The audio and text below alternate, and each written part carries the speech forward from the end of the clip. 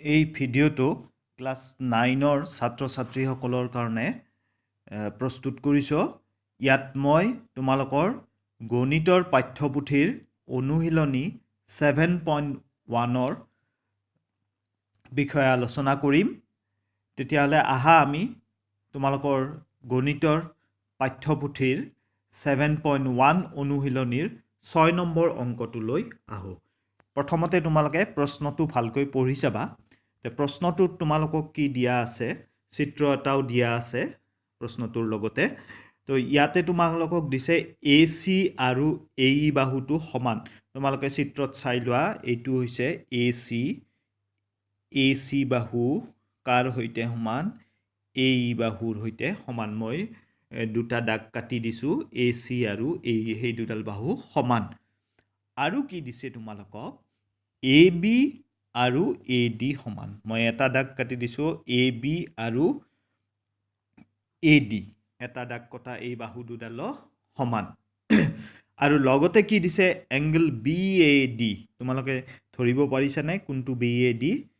এই কোণটো হৈছে BAD। সেইটো কাৰ সৈতে সমান? EAC অৰ্থাৎ এইটো কোণৰ সৈতে সমান। তো এই কথাখিনি আমাক দিয়া আছে আৰু দেখুৱাব লাগে তোমালোকে কি, BC, এইটো B শীৰ্ষবিন্দু, এইটো C, গতিকে BC ৰেখাখণ্ড, এইডাল BC বাহুডাল কাৰ সৈতে সমান দেখুৱাব লাগে? DE, এইটো E এইটো, গতিকে DE হ'লে এইডাল হ'ব। এই বাহু দুডাল সমান বুলি দেখুৱাব লাগে। গতিকে প্ৰথমতে তোমালোকে কি কাম কৰিবা, যে BC বাহুডাল কোনটো ত্ৰিভুজৰ অংশ ইয়াৰ পৰা উলিয়াই ল'বা। তোমালোকে চিত্ৰটোত যদি চোৱা, ভালেকেইটা ত্ৰিভুজ দেখা পাবা। গতিকে এই ত্ৰিভুজ কেইটাৰ মাজৰ পৰা তোমালোকে প্ৰথম কি কাম কৰিব লাগিব, যে BC বাহুডাল কোনটো ত্ৰিভুজৰ অংশ সেইটো উলিয়াব লাগিব। চোৱা, মই ডট দিছোঁ, ডট কিছুমান দি দিছোঁ।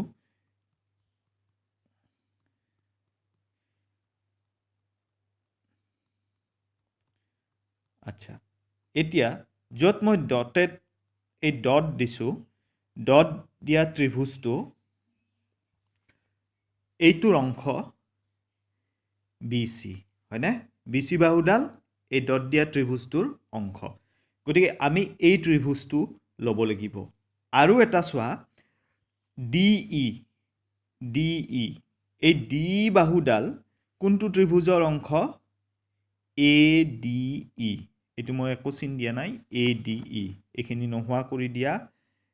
আৰু এই পিনৰ পৰা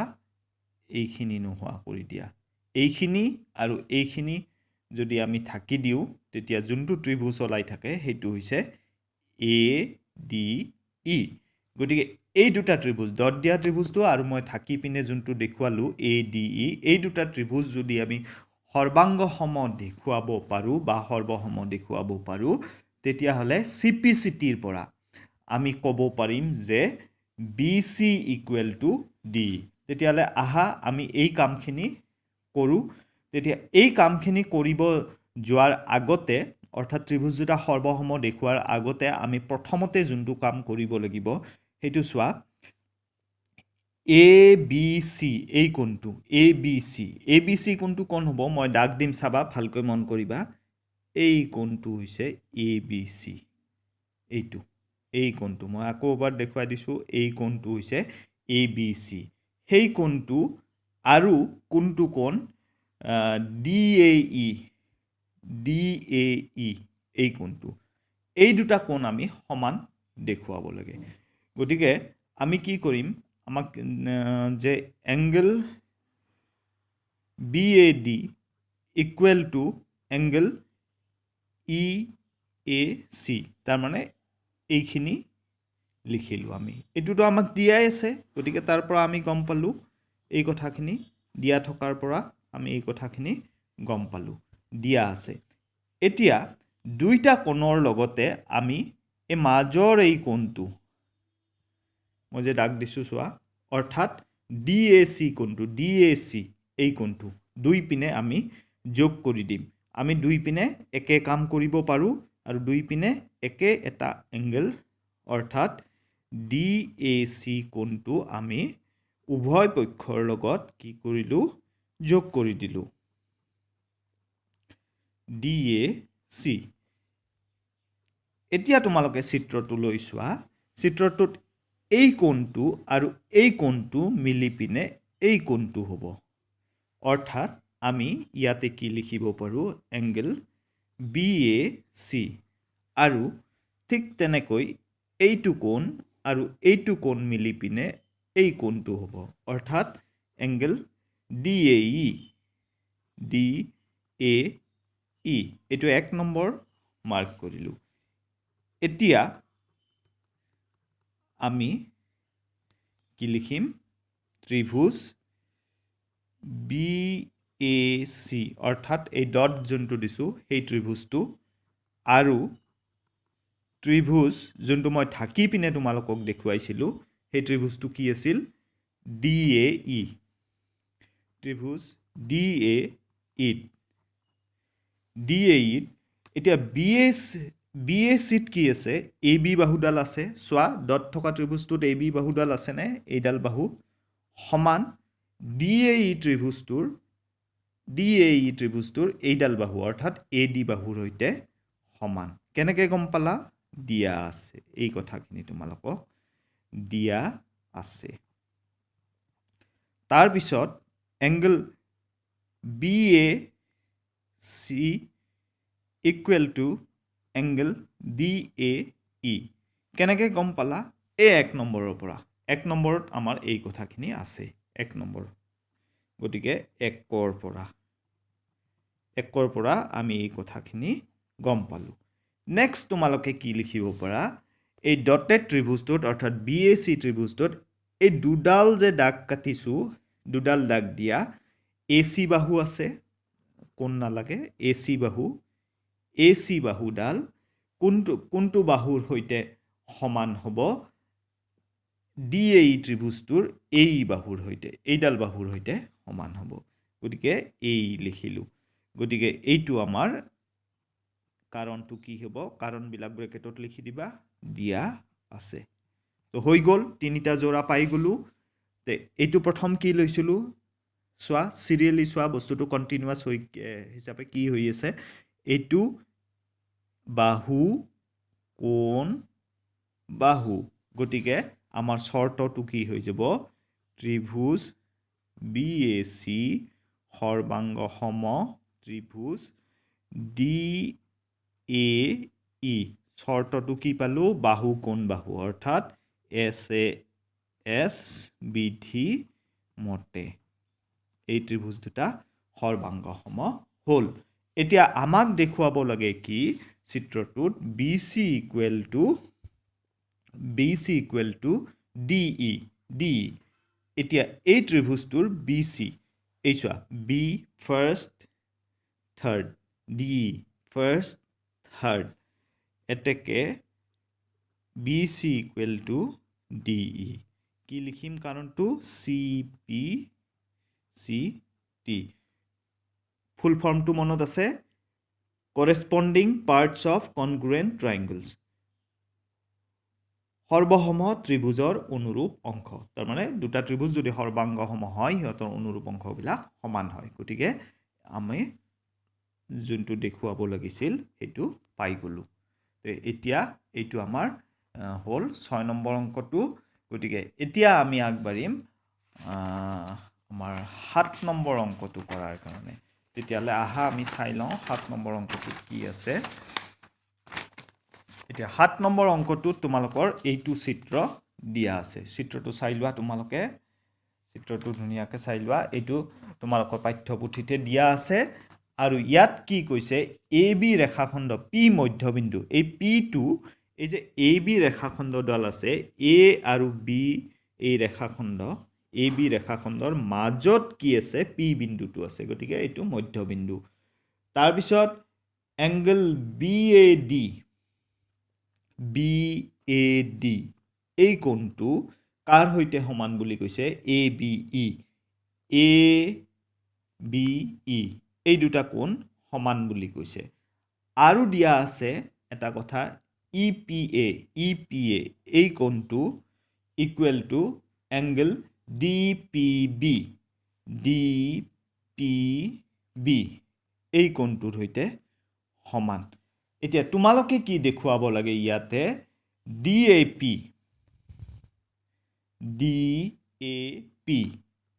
এই মই ডট দি দিছো এই ত্ৰিভুজটো কাৰ সৈতে সমান দেখুৱাব লাগে তোমালোকে এই ত্ৰিভুজটোৰ সৈতে সমান দেখুৱাব লাগে এই ত্ৰিভুজটোৰ সৈতে সমান দেখুৱাব লাগে এতিয়া মাজৰ এইখিনি অংশ একে হৈ গ'ল দুইটা ত্ৰিভুজতে আছে আচ্ছা যিয়ে নহওক এই ত্ৰিভুজটো আৰু এই ত্ৰিভুজটো আমি সমান দেখুৱাব লাগে এতিয়া চোৱা আমাক কি দিয়া আছে আমি লিখি লওঁ যে এংগল APE EAP বা EPA equal to angle DPB এই বস্তুখিনি আমাক দিছে এই কোণ দুটা যে সমান সেইটো আমি ক'ৰ পৰা গম পাওঁ প্ৰশ্নটোতে আমাক দিয়া আছে angle EPA প্লাস এই মাজৰ এই কোণটো দুই পিনে আমি যোগ কৰি দিলো এই কোণটো মই যোনটো দাগ কাটি দিছো সেইটো হৈছে এংগল EPD আৰু DPB এইটো আছিল এইটো লিখি ললো একে প্লাস এই পিনে যেনেকৈ EPD যোগ কৰিছা এই পিনেও তুমি EPD যোগ কৰিব লাগিব এতিয়া এইটো আৰু এইটো মিলি পিনে কি হ'ব আমাৰ এংগল APD কোণটো এংগল BPE কোণৰ সৈতে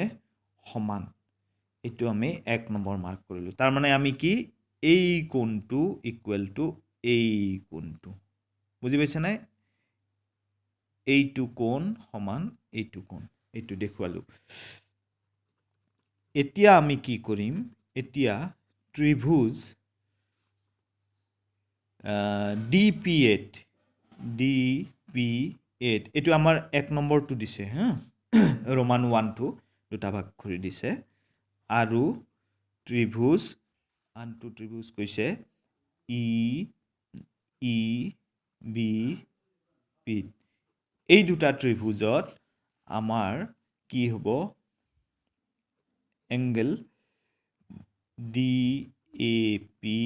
ইকুৱেল টু এই কোণটো ইকুৱেল টু এইটো কোণ এংগল EBP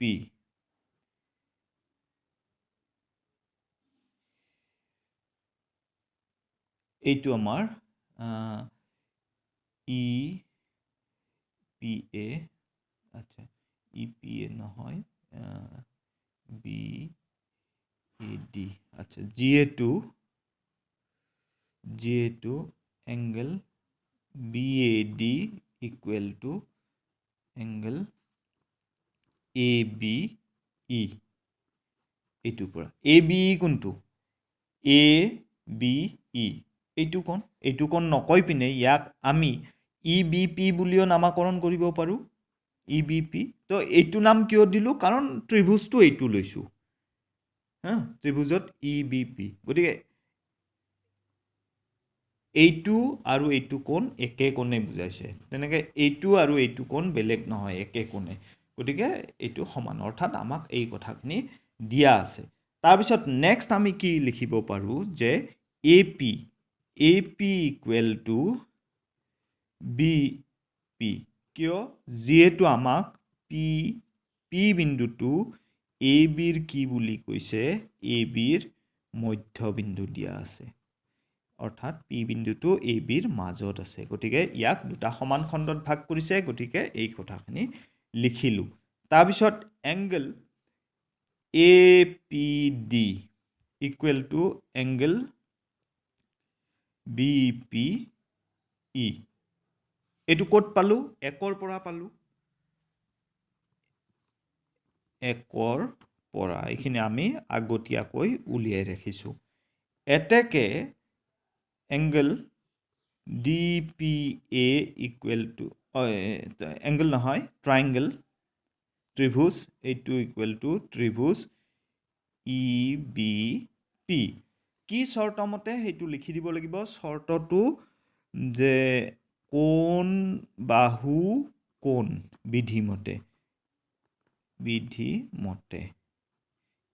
আছে বিধিমতে এই ত্ৰিভুজ দুটা সৰ্বাংগ সম এতেকে এইটো ত্ৰিভুজৰ AD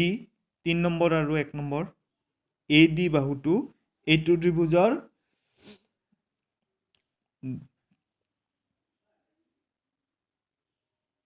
তোমাৰ BE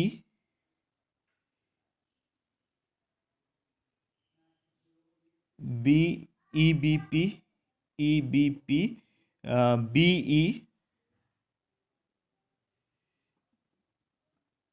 BE বাহুৰ হৈতে সমান আচ্ছা নামটো অকমান তোমালোকৰ চোৱা ইয়াতে